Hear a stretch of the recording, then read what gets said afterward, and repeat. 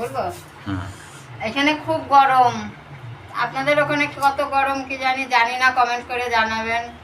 আমি এই যে এখন রান্না করছি মাছের ঝোল, ইলিশ মাছের ঝোল, আর এই যে পাট শাক ভাজা, এই রান্না করছি।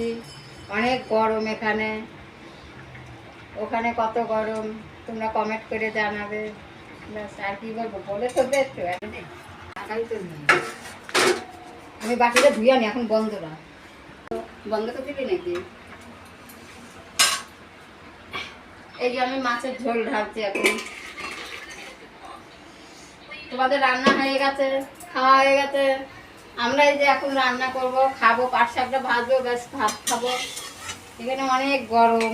তোমাদের ওখানে গরম আছে কিনা তোমরা জানাবে ফোনে। আর আমাকে সাপোর্ট করবে, লাইক করবে, কমেন্ট করবে, আর পাশে থাকবে।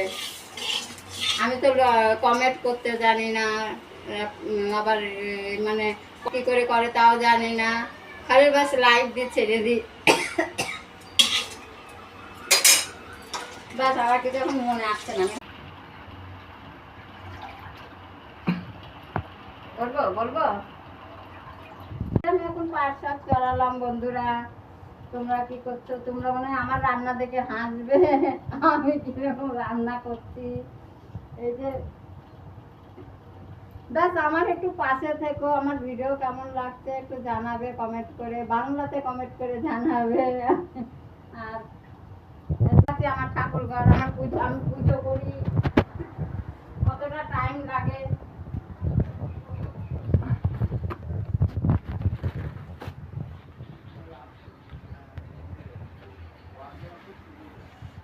এই দেখো, আমি আমার ঠাকুর ঘর, এখানে আমি পুজো করি এই জায়গায়। আমাকে দেখে ওখানে ঠাকুর জায়গায় আমি পুজো করি এই জায়গায়। আর 5 বছর ধরে মাকে পুজো করছি।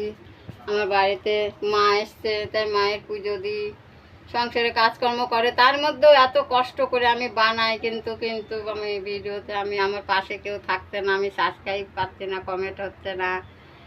একটু তোমরা দয়া করে পাশে থেকো, সাবস্ক্রাইব করো, কমেন্ট করো।